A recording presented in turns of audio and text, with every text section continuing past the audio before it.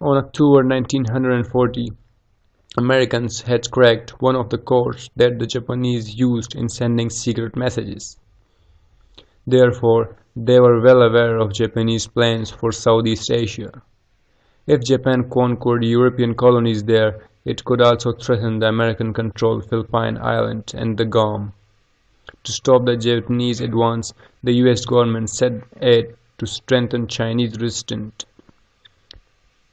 And when Japanese overran French Indochina, Vietnam, Cambodia, and Laos in July 1941, Roosevelt cut off oil shipments to Japan. Despite the oil shortage, the Japanese controlled their conquest. They hoped to catch European colonial power and the United States by surprise. So they planned the massive attacks on British and Dutch colonies in Southeast Asia and on American outposts in the Pacific.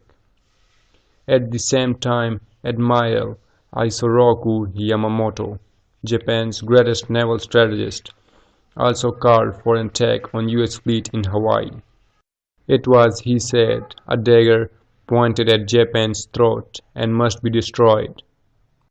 Early in the morning of December 7, 1941, American sailors at Pearl Harbor in Hawaii awoke to the roar of explosives. A Japanese attack was underway.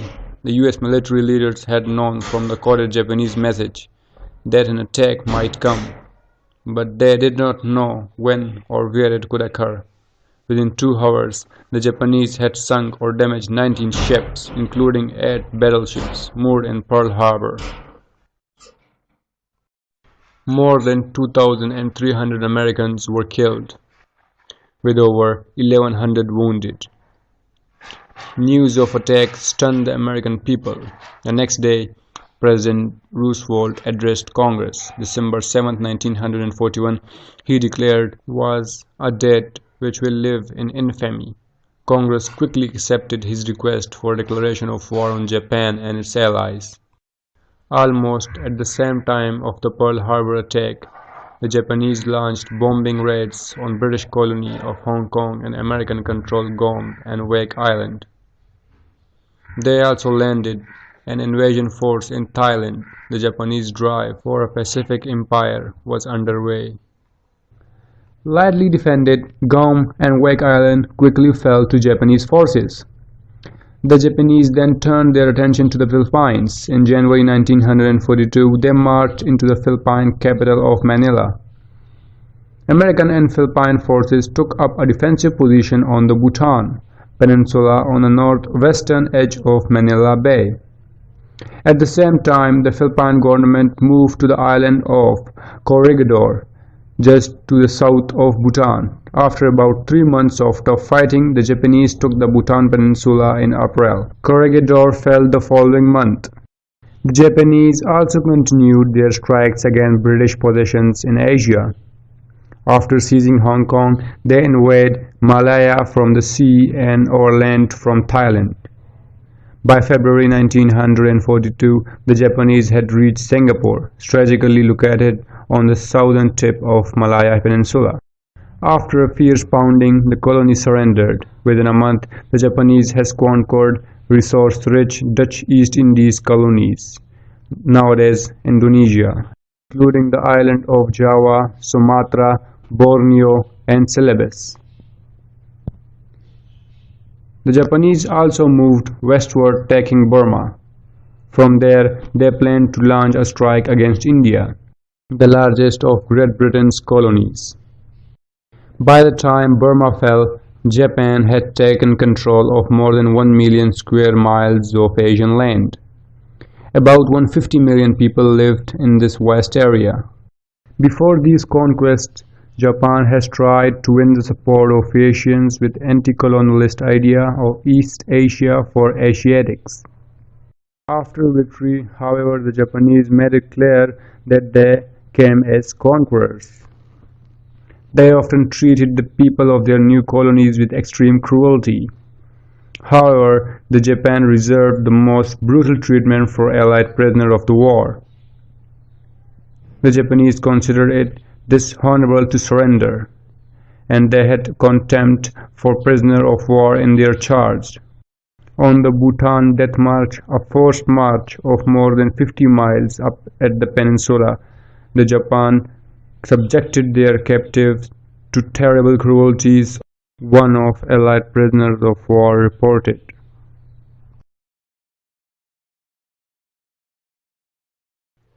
After a string of victories, the Japanese seemed unbeatable. Nonetheless, Allies, mainly Americans and Australians, were anxious to strike back in the Pacific. The United States in particular wanted revenge for Pearl Harbor.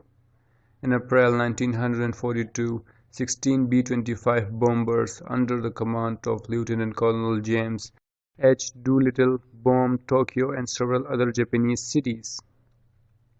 The bombs do little damage.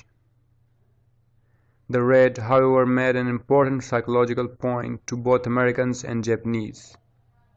Japanese was vulnerable to attack. Doolittle's raid on Japan raised American morale and shook the confidence of some in Japan. As one Japanese citizen noted, "We started to doubt that we were invincible." In addition, some Japanese worried that the defending and controlling a vast empire had caused them to spread their resources too thin. Slowly, the Allies began to turn the tide of the war. Early in May 1942, an American fleet with Australian support intercepted a Japanese strike force headed for Port Moresby in New Geneva. This city housed a critical Allied airbase. Control of airbase would put the Japanese in easy striking distance of Australia. In the battle that followed, the Battle of Coral Sea, both sides used a new kind of naval warfare. The opposing ships did not fire a single shot. In fact, they often could not see one another. Instead, airplanes taking off from huge aircraft carriers attacked the ships. The Allies suffered more losses in ships and troops than did the Japanese. However, the Battle of Coral Sea was something of a victory for the Allies. Japan next targeted Midway Island, some 1,500 miles west of Hawaii, the location of key American airfield. Thanks to Allied code-breakers, Admiral Chester Nimitz, Commander-in-Chief of U.S. Pacific Fleet, knew that a huge Japanese force was heading toward Midway. Admiral Yamamoto himself wanted command of Japanese fleet. He hoped that the attack on Midway could draw the whole of the U.S. Pacific Fleet from Pearl Harbor to defend the island. On June 4th, with American forces hidden beyond the horizon, Nimitz allowed the Japanese to begin their assault on the island. As the first Japanese planes got into the air, American planes swooped in to attack the Japanese fleet. Many Japanese planes were still on the decks of aircraft carriers. The strategy was a success. American pilots destroyed 332 Japanese planes. All four aircraft carriers and one support ship, Yamamoto ordered his crippled fleet to withdraw. By June 7, 1942, the battle was over. The Battle of Midway turned the tide of the war in the Pacific. With high morale after their victories at Midway, the Allies took the offensive. The war in the Pacific involved vast distances. Japanese troops had dug in on hundreds of islands across the ocean. General Douglas MacArthur, the commander of Allied land forces in the Pacific, developed a plan to handle this problem. MacArthur believed that storming each island would be a long, costly effort. Instead, he wanted to island hop, vast Japanese strongholds. He would then seize the islands that were not well defended, but were closer to Japan. MacArthur's first target soon presented itself. U.S. military leaders had learned that Japanese were building a huge air base on the island of Guadalcanal on Solomon Islands. The Allies had to strike fast before the base was completed and became another Japanese stronghold.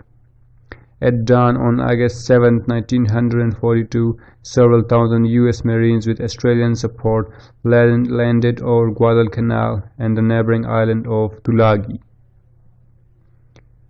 The Marines had little trouble seizing Guadalcanal's airfield, but the battle for control of the island turned into savage struggle as both sides poured in fresh troops.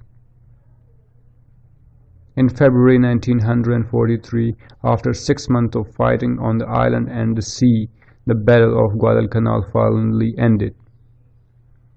After losing more than 24,000 of forces and 36,000 of soldiers, the Japanese abandoned what they came to call the Islands of Death. To American war correspondent Ralph Martin and the US soldier who fought there, Guadalcanal was simply hell. As Japan worked to establish a new order in Southeast Asia and the Pacific, the Nazis moved ahead with Hitler's design for a new order in Europe. This design included plans for dealing with those Hitler considered unfit in the Third Reich.